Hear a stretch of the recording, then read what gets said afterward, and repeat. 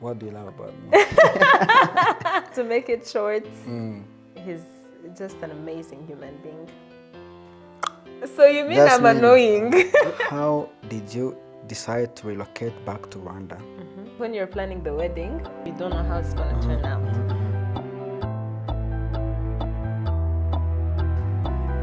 Hello, beautiful people. Mumeze neza. We hope you mumeze neza. Natwe tumeze neza. Turashima Imana. We cannot complain. We cannot definitely. Yeah. So, as you know, as usual, you're with your hosts, your favorites, myself, Jasmine, and my dear husband. Sabi Eric. Yeah, twongeye tukagarutse. Abantu badukurikira kuri Instagram barabizi mu minsi ishize twabasabye ko batubwira ikintu bifuza ko twababwira, ko hari abantu batubwiye ngo hari ibintu twatarutse ngo hari ibintu twatarutse ngo hari ibintu tutababwiye. Ubwo rero tubahereza umwanya wo kutubaza ibibazo mushaka. Ibyo rero nibyo tugiye gusubiza uyu munsi. Okay. Well, ariko mbere ko tubisubiza turagira ngo tubwire abantu rwose barimo kutera bwa mbere ko tubakire kuri Live in Our Time podcast. Yes.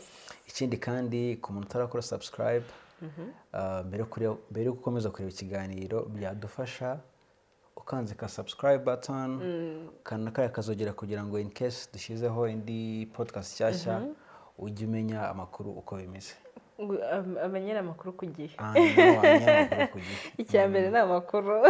No, icyambere ni amakuru. Yeah. So, I mean, without further ado, I think ko twatangira ku bibazo mwatubajije. First of all, icyambere. Ni umuntu yaratubajije ngo iyo the first phase brackets phase yo guhararana for a couple irangiye. What keeps them going? Akabazo. Arangira ngo is the friendship, is it the friendship they built or something else?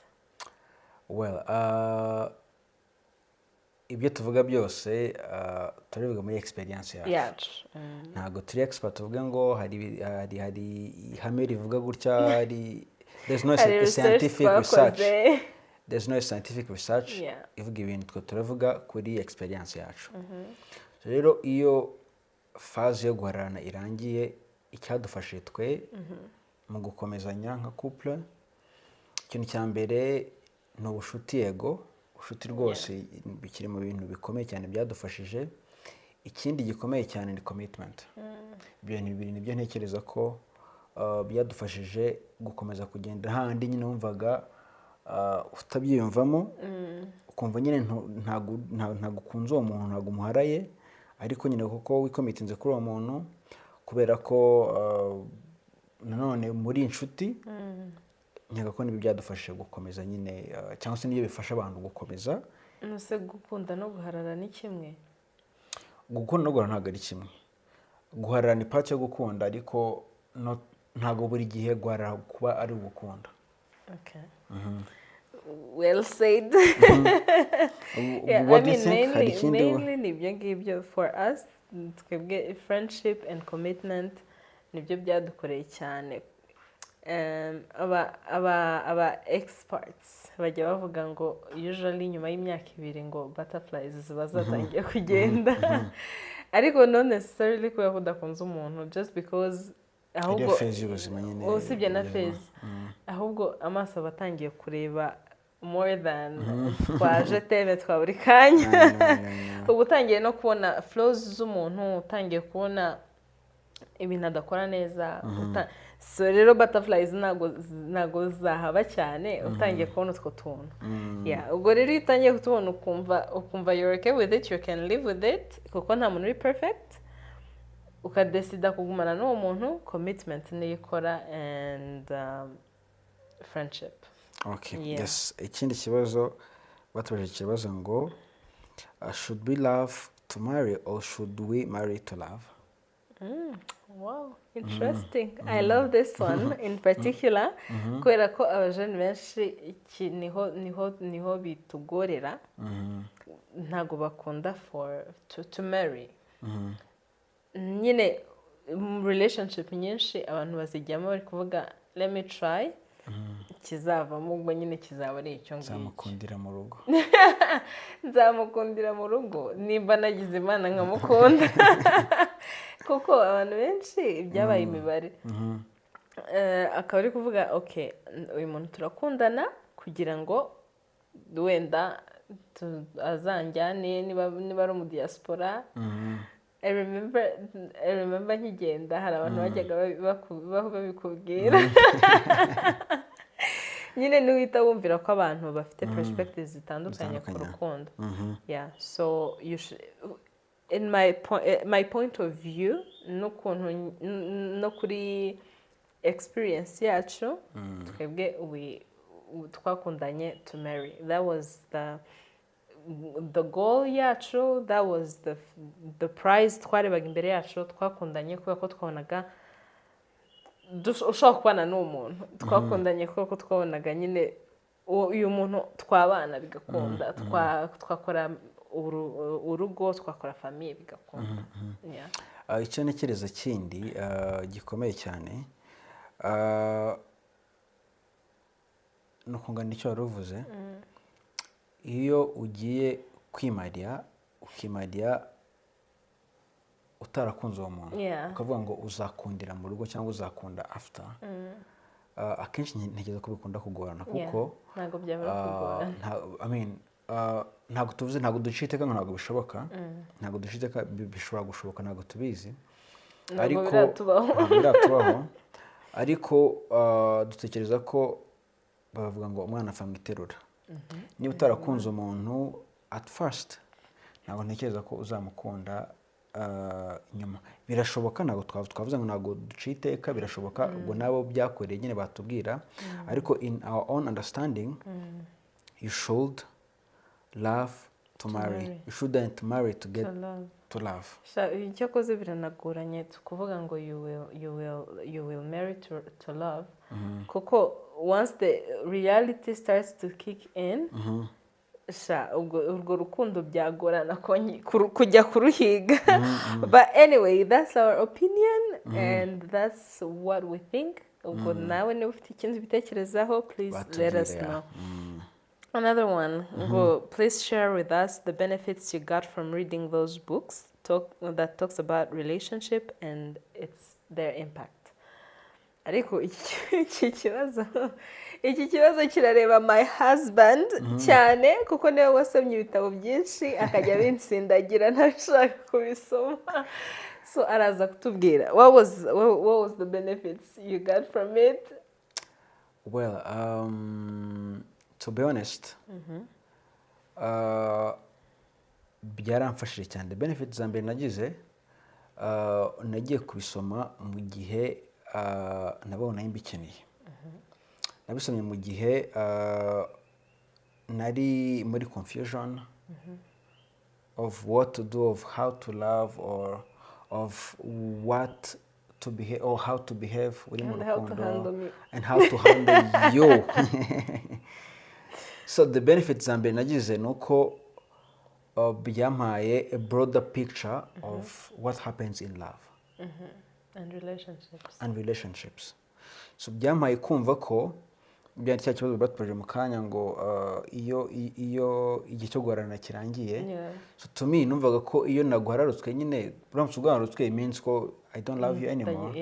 Ariko through reading those books numvise ko you still love the person no mu gihe utamuharaye. You can still commit yourself to the person though you don't feel like izo butterflies zidahari. Numva ko niga ko byangishije ko love is not about emotions. It's more about commitment. It's more about sacrifice. It's more about kutirebaho. It's more about being compassionate. It's more about forgiveness. It's more about to trust without boundaries, without conditions. So rero navuga gusoma ibitabo byaramfashije cyane, byarankumuye kuko trust me, iyo ntaza kubisoma ntabwo nzi ko understanding mfite ku gukundana, understanding mfite ku kuntu nagukunze n'ukuntu byagenze, iyo ntaza kubisoma byari kugorana. Nubwo ntasomye byinshi nk'ibyawe nubwo ibyinshi wagiye ubinsindagira, ariko it was personally byamfashije gusobanukirwa biri beyond y'ibyo dusanzwe tubona, y'ibyo twumva, ya perspective zindi tubona ku bandi bantu. Basically byaraduhumuye twembi. cyane. If I may also compliment, hari challenge inkeka ko nyisangiye n'abandi benshi, ba mu Rwanda cyangwa se no muri mu muco w'aba black cyane, reka mbivuge gutyo. Mu gukura kwacu wenda ubu ngubu ku bana bariho ubu ngubu, I think wenda bishobora kuba biri different, ntabwo mbizi, ariko mu gihe cyacu cyangwa se n'abakuru bacu, mu gihe cyanyu mwebwe bahozeho, mu gihe cyacu ntekereza ko nta gihe na kimwe twigeze twigishwa gukunda, cyangwa se ngo twigishwe about how to behave muri relationships. Ndavuga either by ababyeyi bacu cyangwa se n'izo seminars, nkeka ko ntabwo twakuze tubona ibyo bintu. Rero ibyo bintu byagiye bituma twebwe ubwacu twabuze kugendana n'abasore cyangwa n'abakobwa ari icyaha. Urakora n'agakobwa baragukubita. Ibyo bintu byose nyine twakuze tudafite ubumenyi. Urumva rero kutagira ubumenyi ukisanga ugeze muri cya gihe cyo gukunda, ukunda uko ubyumva cyangwa se uko ubibona cyangwa se uko upfa gukunda. Ariko gusoma ibyo bitabo, nkeka ko ntabwo ni training personally nari ndimo, zo kumenya ngo how to behave, ugomba kubigenza gute, ese niwumva za emotion zarangiye uzabigenza gute. Nkeka ko rero icyo gihe nyine ntabwo ko to me byari nka training nari ndimo kujyamo, zirimo kwigisha ibyo ngiye kujyamo, zirimo no kwigisha uko ngomba kubyitwaramo igihe bimeze neza cyane se bitameze neza cyane se. Donc navuga nyine it was more beneficial, and I would really recommend abantu gusoma ibyo bitabo bya relationships. If I can mention some, ubwo bindi nawe butaha, niba utarakunda nawe cyangwa se wenda ubirimo gake, uri kubijyamo, I would recommend you gusoma igitabo cyitwa Waiting and Dating. That one is very nice. Dating, trust me, kino gitabo cyaramfashije cyane, mostly to Christian community. Niba uri umukristo rwose ukaba ushaka kumenya the way you're dating y'abakristo, I would recommend to read this book. It's a very nice book. It's a very, very nice book. Ikindi gitabo I would recommend abantu gusoma ni 5 Love Languages. Maybe tuzagenda session to talk about this, ariko nyine ubwo ndimo kuvuga just ibitabo na recommendinga. Ikindi ku bantu bagiye kuba mariye, I would recommend gusoma igitabo cyitwa The Things I Wish I'd Known Before we Get Married. Iki gitabo nacyo ni igitabo cyamfashije cyane. So ibyo nibyo mbaye mvuze nonaha, ariko nyine I would encourage you to read all books relating to dating and relationships. Yep. Well, next to commence to another question, right? Ooh. I love this one. Ariko arabanza asubize. Ikindi kirabaza ngo what do you love most about him, and what does he love most about you? What do you love about me? Navuze ngo urabanza usubize, ndashaka kubanza kublashinga first. Okay. Well, ni byinshi cyane, but bike mu byo navuga mukundira, ikintu cya mbere nuko well uri gutinda nk'uri kubishakisha ndimo kuupdatinga ko nanjye kuvuga ngo ubwo nanjye vuga ngo ibyo nawukundiraga before we get married. Okay, nakubonagamo potential z'umugore nifuza. I mean yari umuntu uri so loving, you still are you're loving. Ikindi arankunda koko without conditions. You love me and I love that, you know, I love that. Ikindi gikomeye cyane, she is a God-fearing woman. Yubaha Imana enda akunda no gusenga, ibyo bintu ndabimukundira cyane. Ikindi Imana batuje kimwe none ndabona ngiye ko ntabwo bavuze kimwe. Ikindi ari so welcoming. Mu byo nifuzaga kera rwose nkiri n'umusiri bateye navuga ngo ndifuza umufasha umugore. Donc umuntu azagera iwanjye akishimira kuhagera kuko yasanze nyine harimo urukundo, harimo umuntu amwakiriye neza, so akunda abantu kandi yakira abantu neza. Ikintu nacyo ndakimukundira cyane. Guys, ari kuntera isoni. Ikindi she is so hardworking. Iki kintu nacyo kiri mu bintu mukundira cyane. Kuba ari loving, akunda n'umuryango wanjye cyane. Trust me, biri mu bintu nabyo nyine bituma mukunda cyane. I mean byinshi ariko nyine for the sake of time. We have all the time we need. No, it's okay. Go on. No, ushaka kumva. Please confess. First of all, one of the things nagukundiye bwa mbere is that you're patient with me.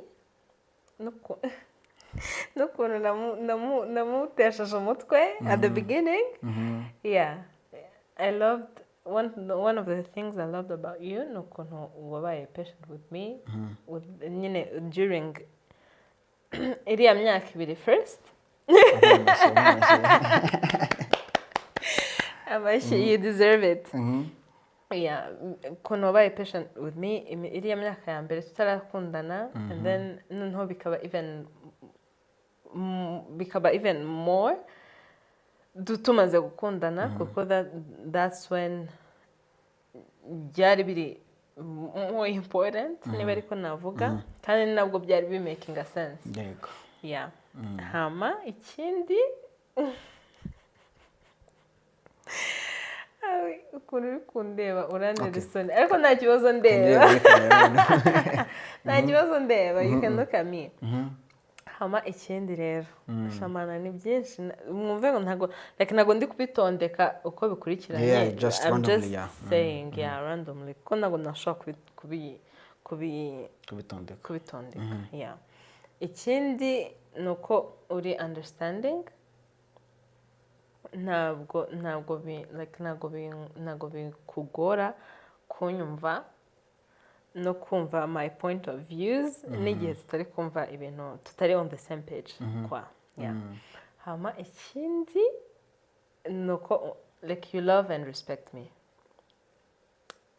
Yeah. Ko n'ubutunzi tw'utu emotion dutangiye kuza.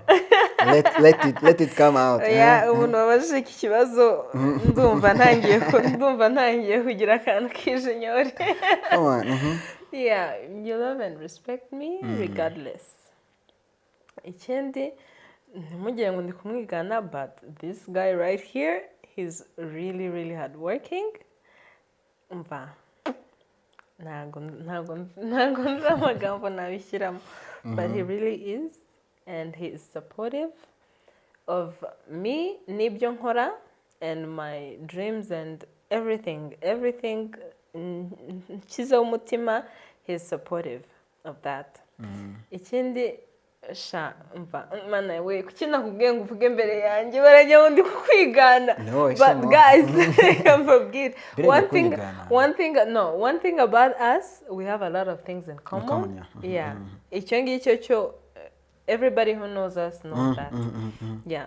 Rero one of the things nacyo mukundira nuko he loves my family.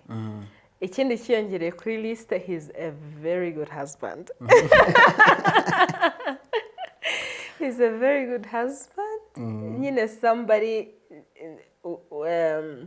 numva ndi comfortable to live with, somebody I can be open with, somebody nshobora kuba vulnerable with. Mbese nyine that's somebody uba are your comfort. Yeah, he's that kind of husband. And I'm pretty sure one day he's gonna be a great dad. I can't wait. Reka mbendekeye aho ngaho kuko ngiye kubivuga bwakwira bugacya. But to make it short, ubutaha keretse nidukora ikiganiro cyabyo gusa. But to make it short, he's just an amazing human being. Yeah. Go on. Now, what is the next question? Another question is, who's more annoying? Ariko yahise akomeza ngo you guys make a beautiful couple. All the way, so thank you so much. Thank you. Okay. But I mean, if you've been here for the while we've been here, Sha, you already know the answer. The annoying person. We're going to reveal the annoying person. Who is it? Is. So you mean I'm annoying? You are annoying. He literally said, ngo umugore we are annoying. In a good way. There's no such thing. She's so annoying in a good way. In a good actually arabikunda. And he cannot even live without that.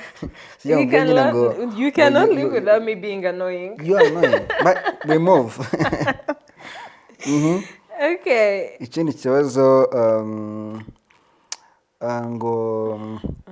how did your friends react when they heard that you are engaged?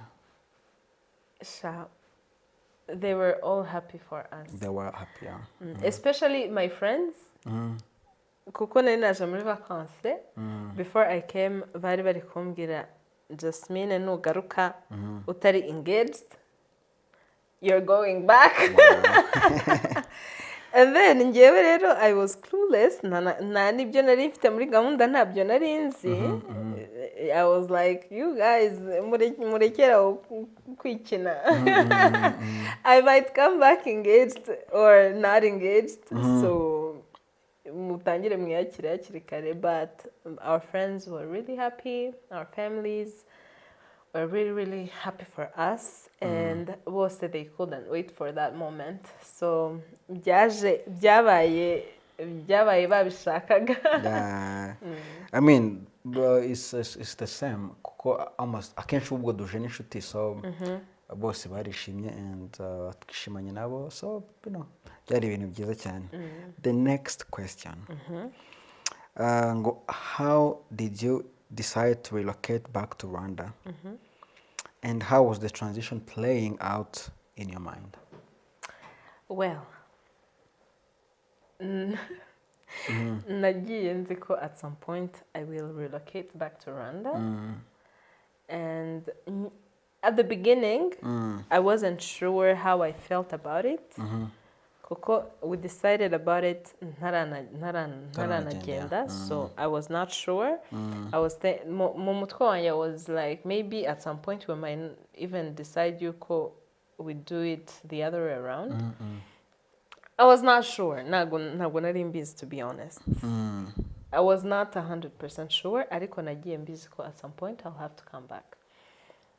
But when I got there, after some time, I was 100% sure yuko I will come back. 100%. And I couldn't wait to come back home. bajya bavuga ngo east or west arya ni east or west home is the best. best. Yeah, Definitely that's sure. No, I couldn't wait to come back home and truth. settle here. Yeah. What is the next question? The next question is why you should what you should know. What should you know how to stay good even though mufise different I think iki ngiki kira nibijyanye no yeah, this person yari yabajije ngo like how was the wedding planning and what should we know like about wedding planning n'igihe like how you should react or uko mugomba kwitwara when igihe mufite different point of views. Yeah. Well, to be honest, something about us, hari ibintu byabaga nyine tugasanga, I mean, akenshi bavuga ngo iyo muri gutegura ubukwe murarwana inkundura za danger, urumva mugakubitana imitwe mugakora iki, ariko to us ntabwo twigeze dusererana.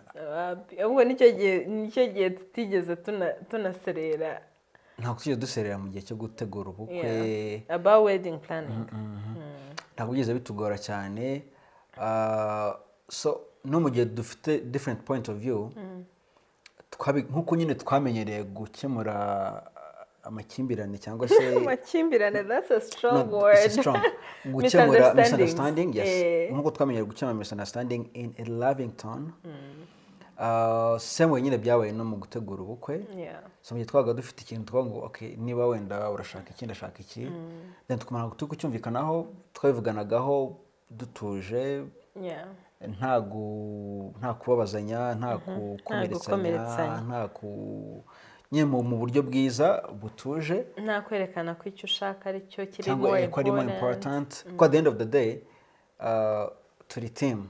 So kandi icyo dushaka twese ni ugutsinda. Rero urumva rero na mwese mushaka gutsinda, ntabwo gombye kubaho guhutazanya cyangwa se kubabazanya cyangwa se. So mu myiteguro muri preparations ntabwo yigeze habaho nyine ko ntagiye dufite misunderstanding. Twagomye nyine dufite nyine umutima umwe, tuguma dufashanya twubahana. Ariko ikintu umuntu yabajije ngo what should you know or how to stay, nyine icyo ugomba kumenya ni uko wenda nko kubona ari gutegura ubukwe, wenda ni byatubaye ko nko kumuntu uri gutegura ubukwe akaba abonye ibi ngibi. Ikintu cya mbere ugomba kumenya ni uko wowe n'umupartenere wawe ntabwo muri amakipe ahanganye. Muri ikipe imwe irimo kugira ngo ikintu mufite imbere yanyu kizagenda neza. So rero kuba mufite ikintu kizagenda neza, igitekerezo cyanjye, igitekerezo cye, byose nibigamije kugira ngo cya kintu bizagende neza. Rero mu gihe ufite igitekerezo gitandukanye cya mugenzi wawe, reka kwinangira wumve ko ibyawe ari byo biri right, making a sense kurusha ibye. Ahubwo uvuga igitekerezo cyawe, avuga icye like muri navuga muri environment ituje, itarimo uburakari, itarimo kwerekana ko ufite ibitekerezo birenze, none mushyire ku munzani. Nuvuga ngo niba wenda muvuga ngo turashaka wenda isade, undi turashaka ingiyi, then mwumvikane nyine mumenye ngo at the end of the day icyo mushaka no kugira ngo ibintu byanyu bizagende neza. So rero ni mubikora muri environment iri harmonized, ukumva ko mwese mugamije ikintu kimwe, ibyo rwose bizabafasha kudaserera, bizabafasha kugabanya frustration. Bizanatuma mwumva, hari umuntu twaganira ambwira man, I can't wait kugira ngo ubukwe burangire ko stress iranyishe. Ndagira stress yo gutegura, ngere stress y'umupartenere wanjye turi kumva ibintu kimwe. Nubikora muri ubwo buryo bw'imiserero nyine ntabwo buzakuryohera, ariko nubikora muri bwa buryo bwiza nyine bwumvikanye, burimo urukundo, burimo kwihangana, burimo guhana agaciro, uzumva nyine ibirori byawe bitegerezanyije amatsiko kandi bizakuryohera, na preparation zizakuryohera. I mean, another thing nuko point of view zitandukanye zo ntabwo zabura. One thing twagize, amahirwe twagize nuko most of the things twebwe n'ubundi we like almost the same things. Rero ntago misunderstandings zari nyinshi cyane, ariko one thing icyo nakongeraho ni uko mugomba mbese decide on what's more important kuri buri umwe. Yego. Tuvuge niba what's more important kuri wowe ari kuba hari entertainment nziza, niba kuri your partner ikiri more important ari decoration nziza, talk about it, murebe uburyo mwabinavigatinga, kandi kuba mufite point of views zitandukanye ni ibintu biri très normal, very normal. You just need to know uburyo mubinavigatinga mudahutazanyije, mudakoze ibirenze ubushobozi bwanyu. Just talk about it and I mean, ndi kubivuga nkumva nabyoroheje, but ntabwo byoroshye, I know.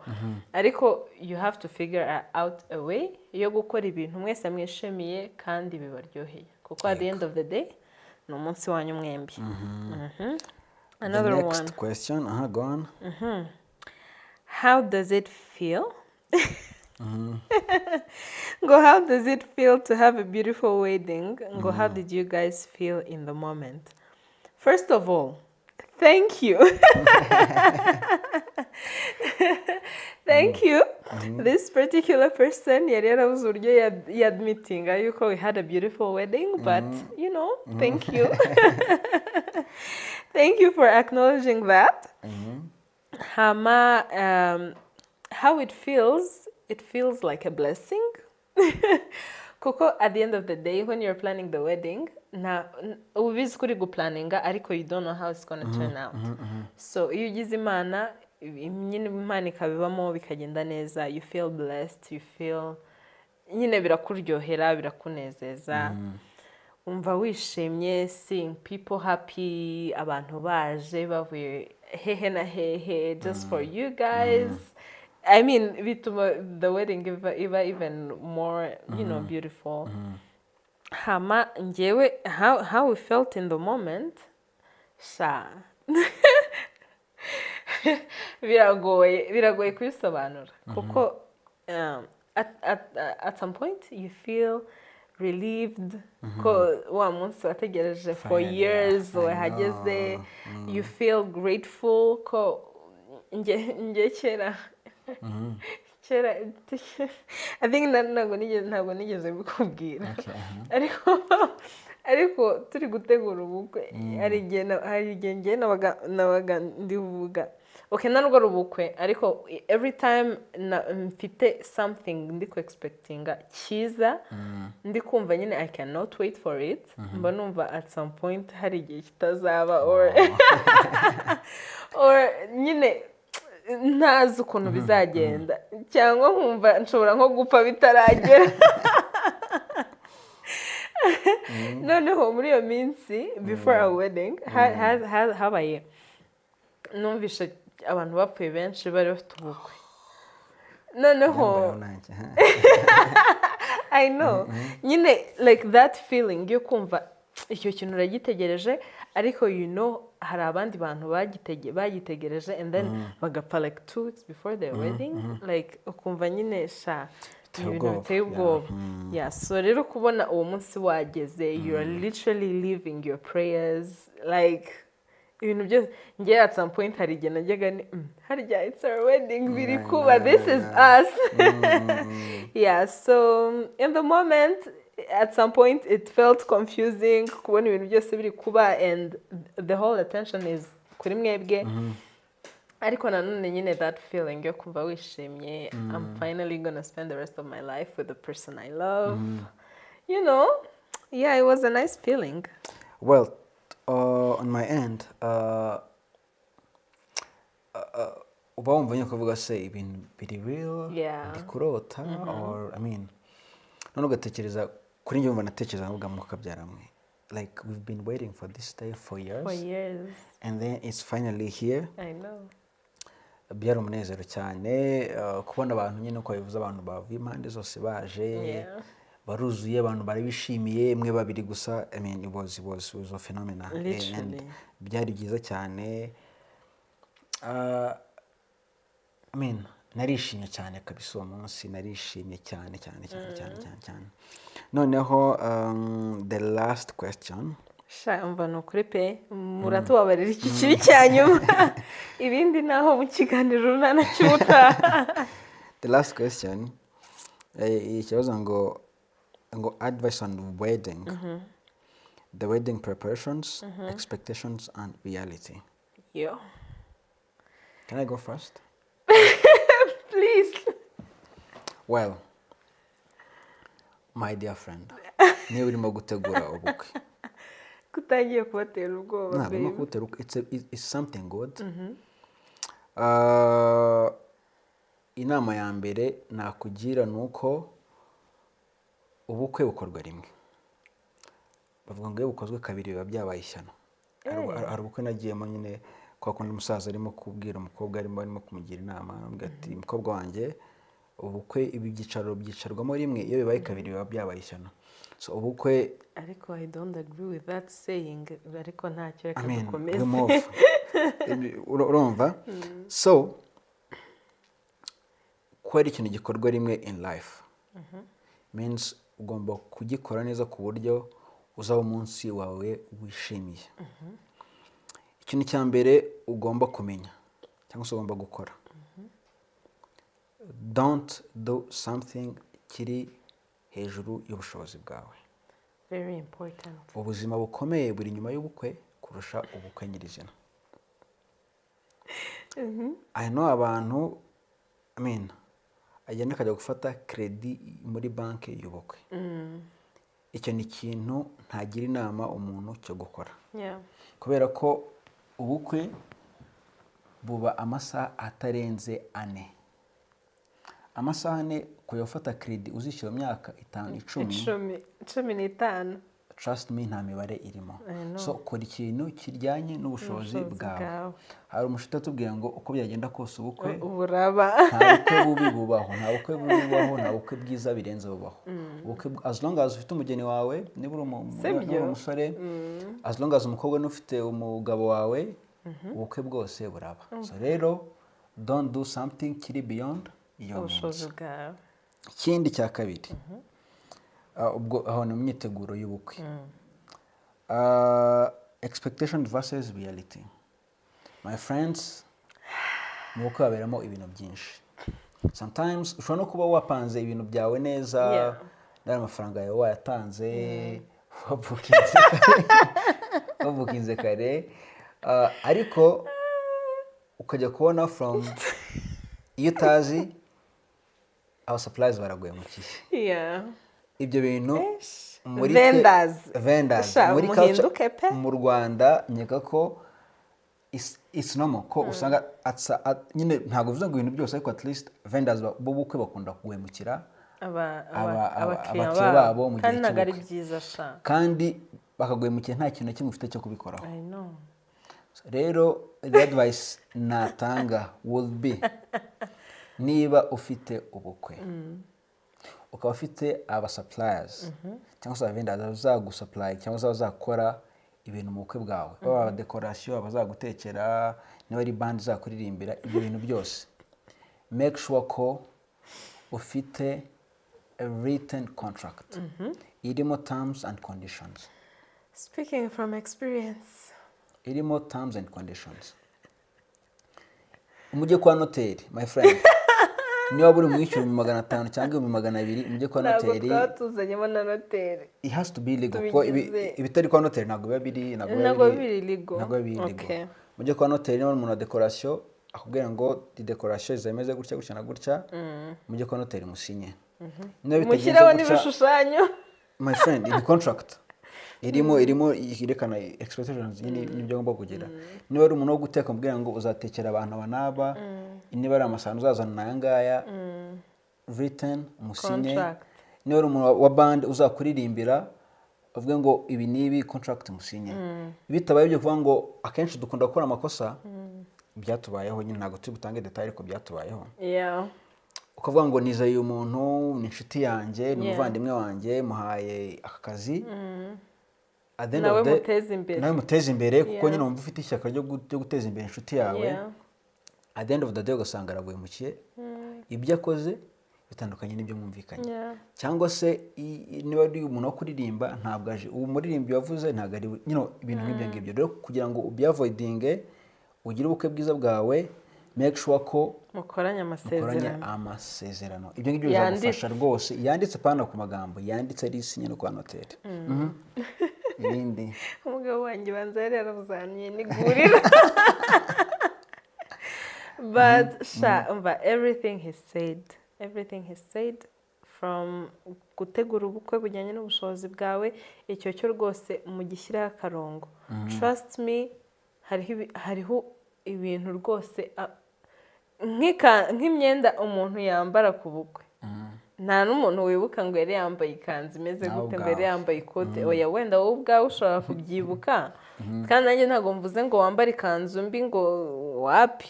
Nyine wambara ibintu byiza, ukora ibintu byiza bisa neza, ariko ntabwo ari ngombwa ngo niba ikanzu ugiye kwambara y'ubukwe ushaka wayibona mu bavendazi bo mu Rwanda, ntabwo ari ngombwa ngo ujye kuyidodesha muri Italy. Mu by'ukuri uri buyambare rimwe, hari n'igihe ushobora kuyizana uri kuvuga ngo okay nzayambara and then njye nyikodesha. Ariko nanone ndi kuvuga bitewe n'ubushobozi bwawe. Niba ubushobozi bwawe bukwemerera kujya kuyidukoresha muri Italy and then nyuma y'ubukwe ukabaho neza, ukaba umeze neza, umva do you. Ariko niba ubona ko no kubona ayikanzu biri kugorana, ni ukuri don't stress. Ikanzu yawe ubukwe niburangira uzaguma uyuka wenyine, ntabwo tuzayibuka.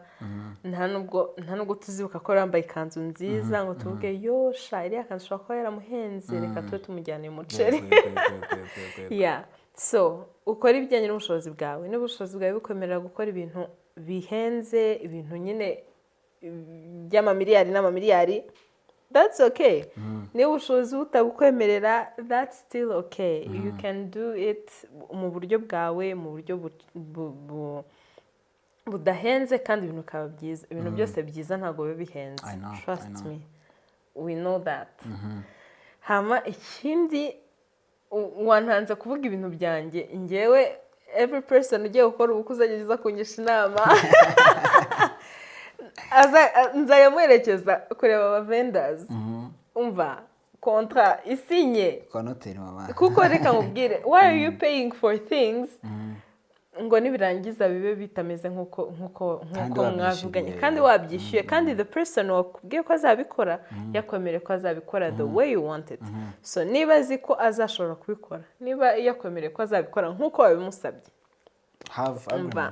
have an agreement. Muvuge nutabikora nkuko twabivuganye. Exactly. Bizagenda gutya. Hanyuma ikindi, nkuko twabivuze, nyine ibintu byose ntabwo bigenda neza 100%. Hari ibintu bishobora kutaba byiza nkuko babishakaga. In that case, iyo byabaye biba byabaye, just sit back and relax and enjoy your day. Kubera ko icyo ruvuze, sometimes hari igihe hari ibintu bitangwa force majeure, ni ikintu nyine udafite control. Niba ugomba gukorera muri jardin, urumva imvura ikagwa, you have nothing to do. Ntacyo ufite cyo kubikoraho. So icyo ukora wowe, relax, don't let it take away your happiness. Usome ku tuzi ubundi ubuzima bwendereye, we enjoying umunsi wawe, ko that's the most important thing. You have make sure ko uryohewe n'umunsi wawe w'ubukwe, werekane na stress akenshi zizanwa nuko either washatse gukora ibintu ku munota wa nyuma, washatse gukora ibintu birenze ubushobozi bwawe, amafaranga arabura, usanga nyine ugize. Ariko baby, hari n'igihe bikora kare, bikajya abavendors bakagutenguha. Ibyo wenda tuvuga ko byose byabaye neza, ariko nyine make sure ko do your part, ubikore kare, ubikore n'umufiance wawe, like make sure ko nyine mukoze ibintu in harmony, mugabanye kutumvikana, and mukore ibintu mwumva ko bibashimishije.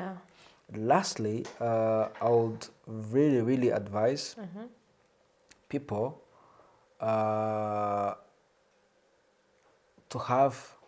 to think about the life after wedding.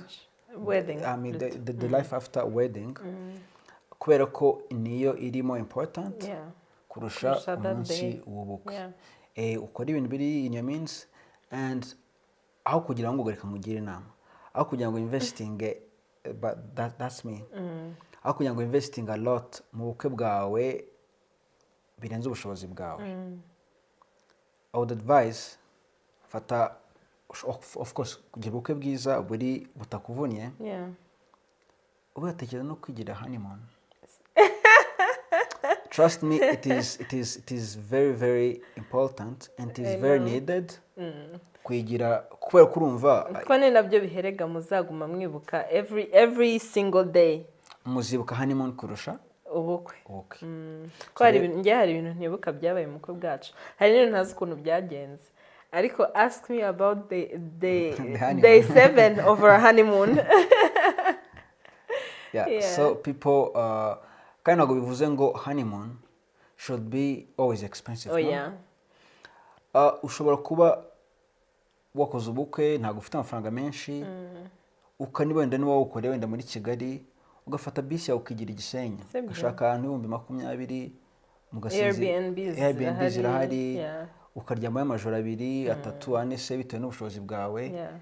The purpose of that moment ntabwo ari kuvuga ngo wagiye waspendeza amafaranga. No, the purpose is wagize umwanya wawe n'umukunzi wawe, n'umugore wawe umusha cyangwa se umugabo wawe, mwagize umwanya wanyu wo kuva muri routine isanzwe, wo kuva muri stress mumaze n'igihe z'ubukwe, mukaziruhuka umunaniro w'ubukwe, and then navuga ni nko ku the new reality ikabanza igasinkinga in. Yes. Noneho mukajyana bya bihe mbere yuko mutangira ubuzima bushyashya. I know. Guys, that's all for today. Nukuri mwarakoze. We actually enjoyed this. I know. We really enjoyed answering your questions more than we expected. Because kumva n'ubundi ibintu byose turabizi, nyine it's gonna be another, you know. Ariko we enjoyed it, and we loved sharing our experience with you guys. And obviously, icyo gukora mwebwe murakizi, abatara subscribinga, please subscribe. Ntuve hano udasubscribinze, nakantu kinzogera ntugasige, please turn it on. N'ingenzi gatuma like whenever ikiganiro kibaye uploaded uhita ubimenya, ntabwo utegereza kuzajya gufungura YouTube, ahubwo YouTube iteguhereza ka notification. Okay? Share it with your friends, your family. Kandi like, comment, mutubwire what you want us to share with you guys. Mutubwire icyo twakosora, icyo twakimprovinga, icyo twahindura, you know, all those kind of stuff, kugira ngo tugendane neza, kugira ngo mwinjoyinge kuguma hano. And apart from that, see you guys on another episode. Thank you so much. We hope to see you again. We hope to have you again. Bye. Bye.